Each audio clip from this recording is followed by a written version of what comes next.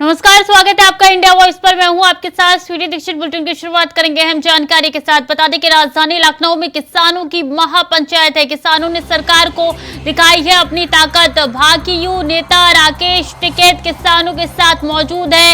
Eco garden में चल रही है महापंचायत। बड़ी संख्या में किसान पहुंचे हैं लखनऊ के इको गार्डन। कई ऐसी समस्या है जिसको लेकर किसान अब धरने पर उतर चुके हैं और कहा यह जा रहा है 1 दिवसीय ये पूरा धरना प्रदर्शन है। भारी संख्या में किसान पहुंचे हैं इको गार्डन और राकेश टिकैत की अगुवाई में किसान पहुंचे। किसानों ने सरकार को अपनी ताकत दिखाई है। तो देखिए तस्वीरें आप तक पहुंचा रहे किस तरीके से यहाँ पे किसानों द्वारा अपनी ताकत दिखाई जा रही है। 1 दिवसीय पूरा ये प्रदर्शन है। इको गार्डन में ये पूरा महापंचायत का आयोजन किया गया है और बता दें कि भारी संख्या में किसान यहाँ पे पहुंचे। सुरक्षा के लिहाज से भी यहाँ पे इंतजाम कर दिए गए हैं। बड़ी संख्या में किसान इको गार्डन पहुंचे लखनऊ के। कहा यह जा रहा है कई ऐसी समस्या है जिसको लेकर वो इको गार्डन पहुंचे हैं। चाहे आवारा पशुओं की समस्या हो, चाहे बिजली मुफ्त हो, या फिर एमएसपी को लेकर भी, या फिर जो लोन माफी को लेकर भी कई ऐसी समस्या है जिसको लेकर किसान अब इको गार्डन पहुंचे हैं। जहां की सीधी तस्वीरें आप तक पहुंचा रहे कितनी भारी संख्या में किसान आपको यहाँ पे दिखाई दे रहे हैं। दूर दूर तक सिर्फ किसान ही नजर आ रहे हैं। प्रदर्शन और यहाँ पे दिख रहा है। देखिए राकेश टिकैत की अगुवाई में पूरा प्रदर्शन हो रहा है। राकेश टिकैत ही इसको लीड कर रहे हैं। पिछले दिनों भी किसानों द्वारा कई प्रदर्शन हो चुके हैं और हर बार किसानों ने नया मुकाम हासिल किया है। अपनी मांगे मनवा ली है सरकार से। इस वक्त की जो तस्वीरें हैं वो लखनऊ के इको गार्डन की है और देखिए कितनी भारी संख्या में किसान यहाँ पे पहुंचे हैं, प्रदर्शन कर रहे हैं। अपनी मांगों को लेकर वो 1 दिवसीय प्रदर्शन करने के लिए इको गार्डन पहुंच चुकी हैं। ऐलान काफी दिनों पहले हो गया था और फिलहाल ये तस्वीरें आप तक पहुंचा रहे हैं कि किस तरीके से अपनी ताकत यहाँ पे दर्शाते हुए तमाम भाकियों के किसान नजर आ रहे हैं। राकेश टिकैत इनको लीड कर रहे हैं, उनकी अगुवाई में ये पूरा प्रदर्शन हो रहा है।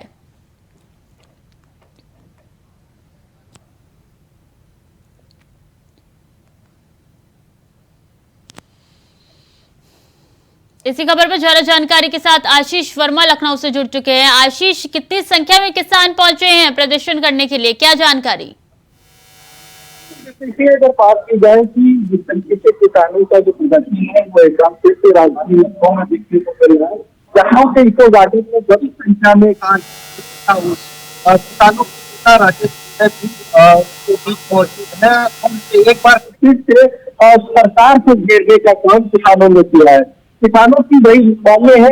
13 महीने किसानों का प्रदर्शन चला था। उसके बाद किसानों ने अपनी मांगे रखी। सरकार के साथ बैठ करके वार्तालाप भी हुई थी, लेकिन वो वार्तालाप अगर देखा जाए तो जो फायदा होना चाहिए किसानों को वो फायदा नहीं मिल रहा है किसानों को। और यही वजह है कि किसान एक बार फिर से लखनऊ के गार्डन में इकट्ठा हुए हैं।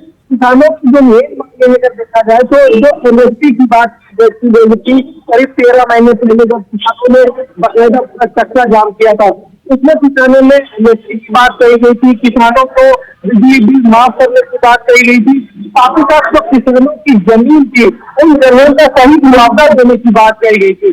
सप्ताह जानवरों की बात कही गई थी। तो इन्हीं सब मुद्दों को लेकर के आज एक बार फिर से किसान एकजुट हुए हैं लखनऊ के इको गार्डन में और उनके जो नेता है राकेश टिकैत वो भी मौजूद है। सुरक्षा के इंतजाम क्या नजर आ रहे हैं यहाँ पे आशीष, और क्या उनका 2 दिवसीय कितने दिवसीय पूरा आंदोलन रहने वाला है प्रदर्शन? जी बिल्कुल, देखा जाए जो प्रदर्शन है इनका वो एक ही दिन रहेगा, यानी कि वो आज रहेगा। आज वो सरकार को अपने इन वादों को याद दिलाना चाह रहे हैं कि जो वादे किसानों से किए गए थे, किसानों से वादे किए गए थे किसानों की बिजली मुफ्त हो जाएगी। ये वादे याद दिला रहे हैं आशीष या धमकाने की कोशिश है सीधे सरकार को?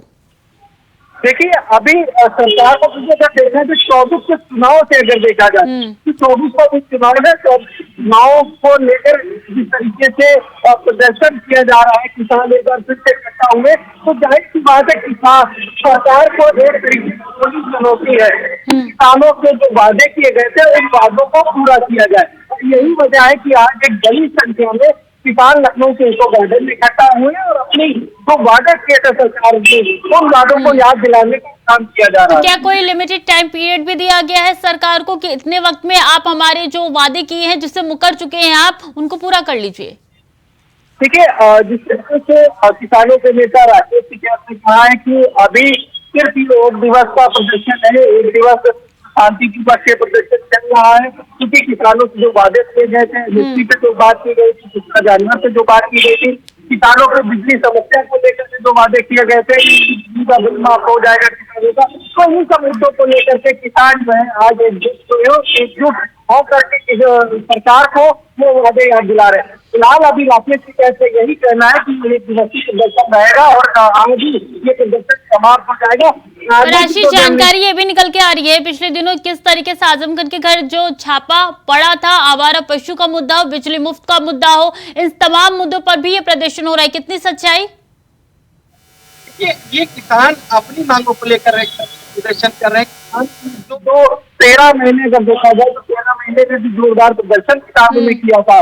उस प्रदर्शन के बाद जब किसानों की वार्तालाप में जो किसानों ने जो मुद्दे रखे थे उन मुद्दों पर सरकार के साथ में बैठ के बातचीत हुई थी। वो वही वादे याद दिलाना चाह रहे सरकार को कि जो वादे आपने किए थे, किसानों की बिजली की समस्या को लेकर के जो वादे किए थे, किसानों की तो ये किसानों की एमएसपी से जो बात की गई थी, साथ ही साथ जो किसानों की जमीन का जो मुद्दा था कि उसकी जो मूल्यांकन होगा वो दिया जाएगा, तो ये सब मुद्दों को लेकर के किसान एकजुट हुए और सरकार को वो वादे याद दिला रहे हैं। कहा यह जा रहा है कि प्रदर्शन जो ये कर रहे हैं इसके जरिए अपनी ताकत भी दिखा रहे हैं सरकार को। देखिए, कहा ये भी जा सकता है कि बड़ी संख्या में किसान एक बार फिर से इकट्ठा हुए, क्योंकि इससे पहले भी किसान इको गार्डन में इकट्ठा हुए थे, अलग अलग जिलों से काफी बड़ी संख्या में किसान आए थे। किसानों ने बकायदा इससे पहले भी ट्रैक्टर के विरोध प्रदर्शन जताया था, लेकिन एक बार फिर से जब किसान इको गार्डन में इकट्ठा हुए तो जाहिर सी बात है किसान अपनी ताकत। तो ये बताइए कि यहाँ पे किसान किन किन राज्यों से पहुंचे? हरियाणा, राजस्थान के किसान भी क्या इसमें शामिल है या सिर्फ यूपी के किसान है? देखिए, अगर देखा जाए तो जितनी बड़ी संख्या किसानों की, क्योंकि बड़ी संख्या में किसान इको गार्डन में इकट्ठा हुए, तो जाहिर सी बात है उत्तर प्रदेश के अलग अलग जिलों से ही किसान इकट्ठा हुए हैं, क्योंकि वहाँ जो था ये प्रदर्शन था इससे पहले जो राकेश टिकैत किसानों के बीच में जा जाकर तो किसानों के साथ बैठ करके जो वार्तालाप करते थे, वो उसका नतीजा यही है कि आज एकजुट होकर के लखनऊ के इको गार्डन में किसान इकट्ठा हुआ और विरोध प्रदर्शन करेंगे। राकेश टिकैत अगुवाई कर रहे हैं, उनके अध्यक्षता में पूरा प्रदर्शन हो रहा है। हमेशा से कहा जा रहा था आशीष कि राकेश टिकैत राजनीतिक गलियारों में जा सकते हैं, क्या लगता है कि जो कहा जा रहा है वो मात्र एक कयास बार है या इसमें सच्चाई भी है? देखिए, अभी क्योंकि राकेश टिकैत ने इस तरीके का किसी भी तरीके का कोई भी ऐलान नहीं किया है। राकेश टिकैत का अभी साफ करना है कि हम उन वादों को याद दिला रहे हैं, सरकार ने जो वादे किए थे। अभी राजनीतिक गलियारे की अगर बात की जाए कि किसी को समर्थन करेंगे 24 लोग, तो इस तरीके की बात अभी राकेश टिकैत ने ये कही है। हालांकि जो ये कहा जा सकता है कि बंद लिफाफे के अंदर जो चीजें रखी है अभी वो चीजें सामने नहीं आई है। तो राकेश टिकैत ने ये भी कहा कि आज के प्रदर्शन के बाद हम किसानों के बीच में बैठ करके वार्तालाप करेंगे, आगे की रणनीति तैयार करेंगे कि आगे की रणनीति क्या रहेगी।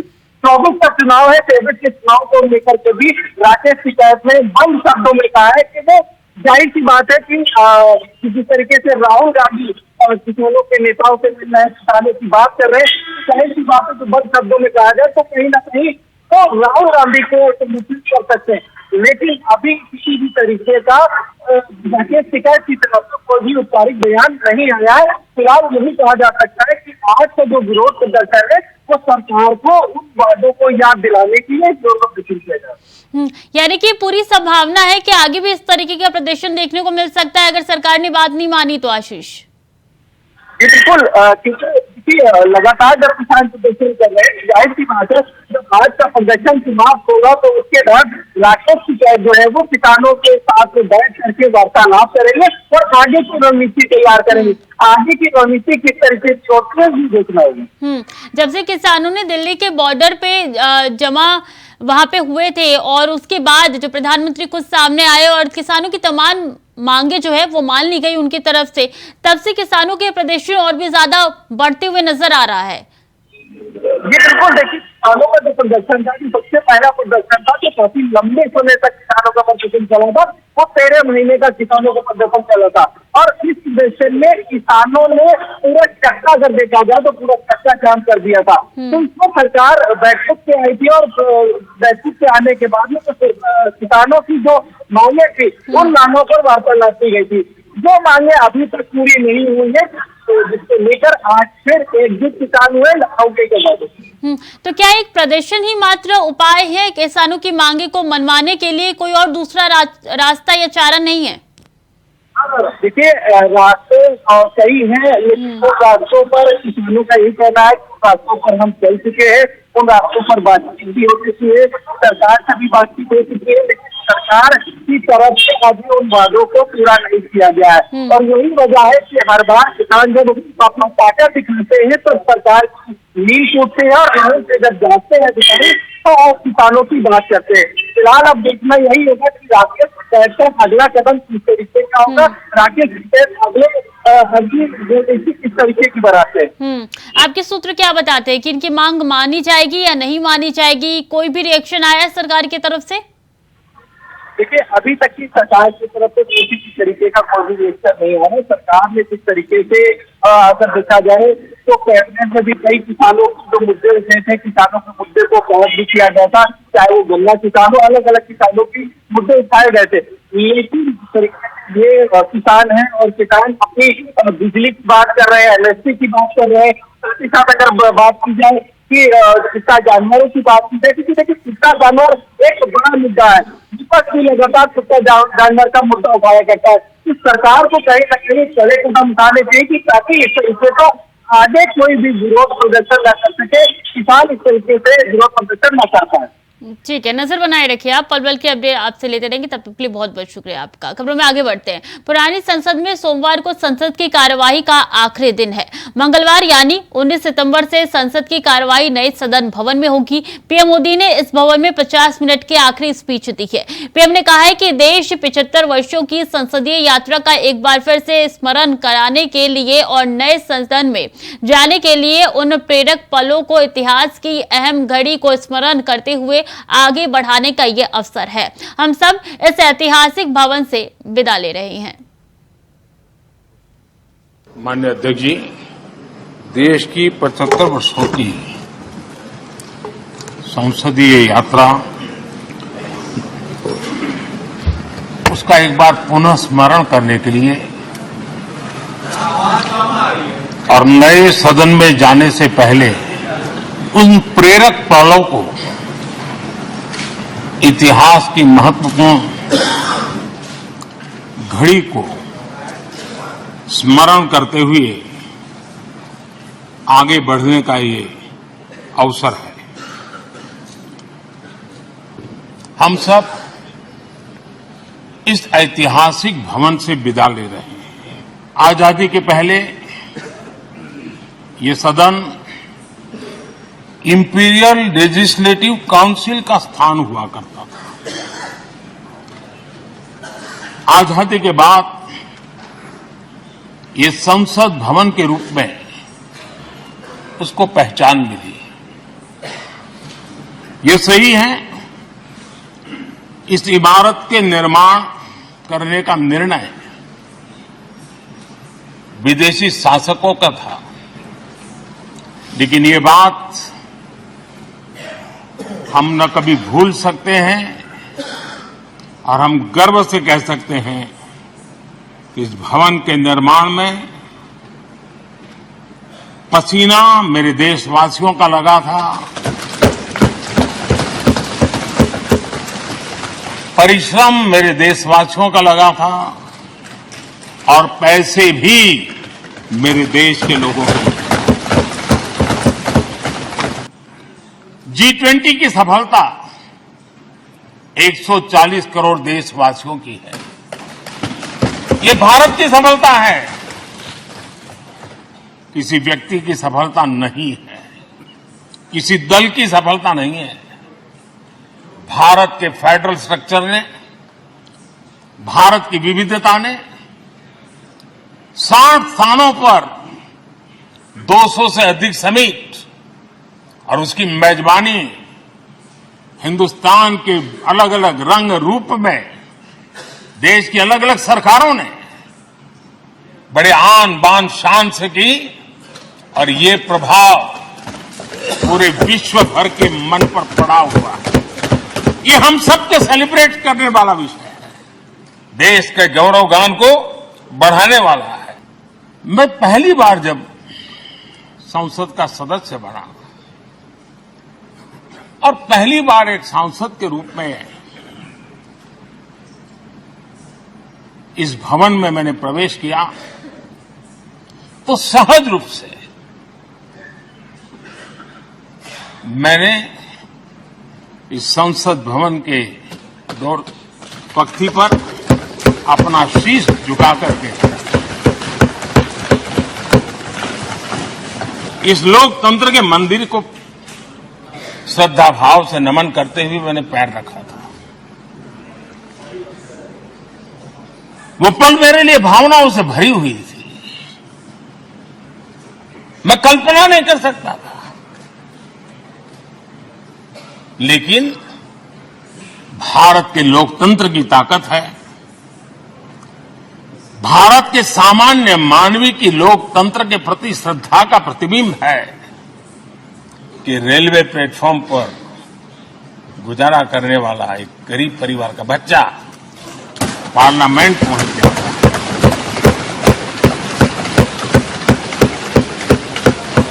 मैंने कभी कल्पना तक नहीं की कि देश मुझे इतना सम्मान देगा, इतना आशीर्वाद देगा, इतना प्यार देगा। सोचा नहीं था कभी। लोकतंत्र का ये सदन, आतंकी हमला हुआ, पूरे विश्व में यह आतंकी हमला एक इमारत पर नहीं था, ये मदर ऑफ डेमोक्रेसी एक प्रकार से हमारी जीवात्मा पर यह हमला था। ये देश उस घटना को कभी भूल नहीं सकता है, लेकिन आतंकियों से लड़ते लड़ते सदन को बचाने के लिए और हर सदस्य को बचाने के लिए जिन्होंने अपने सीने पर गोलियां झेली, आज मैं उनको भी नमन करता हूं। हमारे बीच नहीं है, लेकिन उन्होंने बहुत बड़ी रक्षा की है। खबर में आगे बढ़ते हैं। खबर बीकानेर से है, जहां मकान की दीवार गिरने से बुजुर्ग की मौत हो गई। वहीं स्थानीय लोगों ने पुलिस को मामले की जानकारी दी, जिसके बाद पुलिस मौके पर पहुंची और शव को पोस्टमार्टम के लिए भेज दिया। बता दें कि मकान काफी पुराना था, हल्की बारिश होने के कारण मकान की दीवार भरभरा कर गिर गई।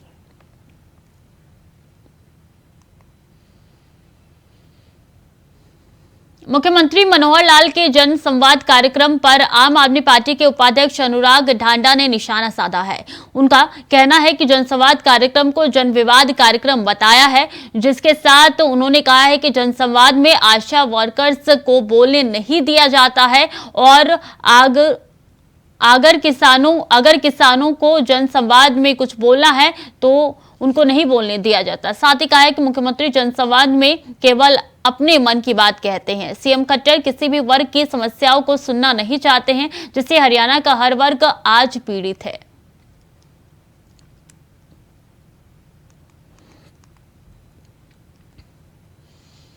धौलपुर में एक महिला के साथ दुष्कर्म किया गया। बता दें कि अपने ही देवर पर दुष्कर्म करने का आरोप लगाया गया। वहीं पीड़ित महिला ने महिला थाने में मामला दर्ज कराया है। तभी पुलिस ने पीड़ित महिला का मेडिकल करवाया और मामला दर्ज कर आगे की जांच में जुट गई है।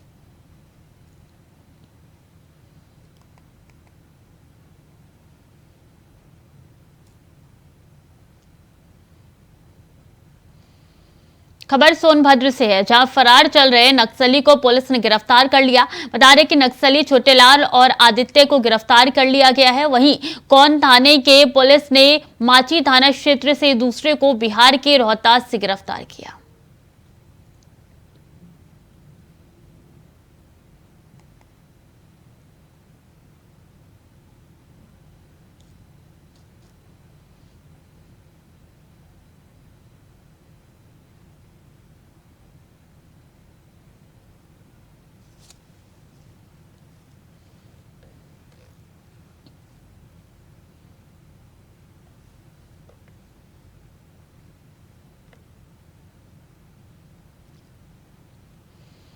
और रायबरेली के लालगंज थाने क्षेत्र में एक बार फिर से धर्म परिवर्तन का मामला सामने आया, जहां एक घर में ईसाई धर्म के प्रचार की सूचना मिली, जिसके बाद बड़ी संख्या में लोग वहां पहुंचे और पुलिस को पूरे मामले की जानकारी दी। सूचना मिलते ही पुलिस मौके पर पहुंची। धर्म परिवर्तन के आरोप में बिंदागंज गांव निवासी राम रतन पासवान समेत कई लोगों को हिरासत में लेकर पूछताछ शुरू की गई है।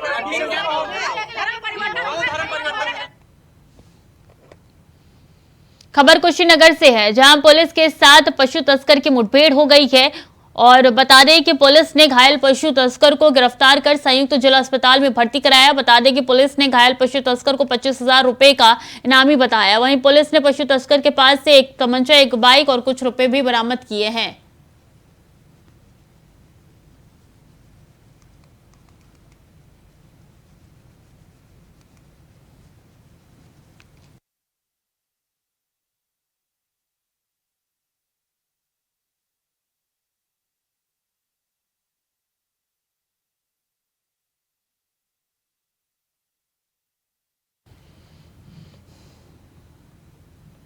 और खबर हमीरपुर से है, जहां ट्रेन की चपेट में आने से युवक की दर्दनाक मौत हो गई। बता दें कि रेलवे लाइन पार करते समय हादसा हुआ है। वहीं युवक का शव देख लोगों ने पुलिस को सूचना दी। शव की शिनाख्त करने में स्थानीय पुलिस लगी हुई है। मामला मौदहा कोतवाली इलाके के इचौली रेलवे स्टेशन के पास का है।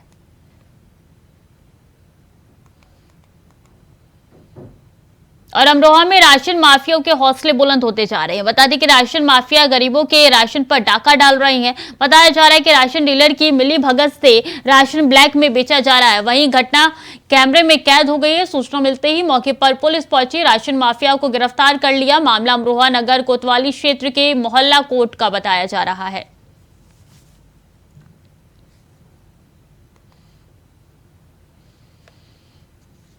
खबर रायबरेली के भदोकर थाना इलाके का है, जहां शारदा नहर के किनारे किशोरी के शव बरामद हुए। जानकारी में पता चला है कि एक हफ्ते पहले डी इलाके की एक किशोरी लापता हुई, जिसके बाद शव की शिनाख्त की गई। दरअसल डी थाना इलाके में लोधवारी गांव के रहने वाले उदय प्रताप मिश्रा की 12 वर्षीय बेटी बिट्टू लापता हो गई। पुलिस ने बीते 13 तारीख को गुमशुदगी दर्ज कराई है, मगर किशोरी की तलाश नहीं कर पाए। वहीं पुलिस अधीक्षक आलोक प्रियदर्शी ने बताया है कि लापरवाही बरतने वाले बिट दरोगा को निलंबित कर दिया गया है।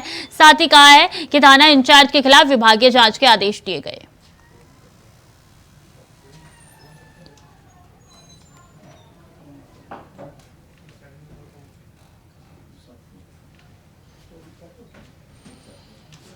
और बदायूं से दर्दनाक घटना सामने आई है, जहां गंगा में डूबकर 2 बच्चों की दर्दनाक मौत हो गई। गोताखोरों की मदद से दोनों के शव को बाहर निकाला गया है। सूचना पर पहुंची पुलिस ने बच्चों के शव को पोस्टमार्टम के लिए भेज दिया। वहीं इस घटना से दोनों बच्चों के परिवारजनों में कोहराम मचा है। दोनों बच्चे कादर चौक इलाके के गड़िया गांव नूरपुर के रहने वाले बताए जा रहे हैं।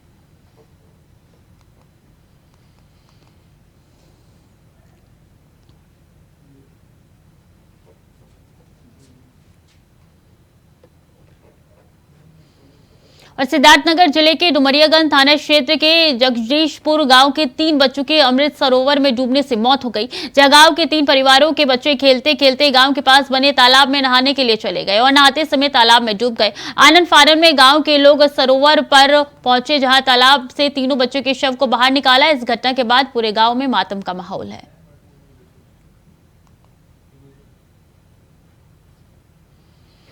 तो बच्चे नहाने गए थे और इस दौरान बच्चे डूब गए, जिसके बाद से आनंद फानन में गांव के लोग वहां पे पहुंचे, बच्चों के शव को निकाला है। थाना डुमरियागंज का ये पूरा मामला है, जिला सिद्धार्थनगर है, जिसके बाद से यहां पे गोताखोरों की सहायता से बच्चों के शव को निकाला गया है। और इस वक्त की बात की जाए तो गाँव में मातम का माहौल है।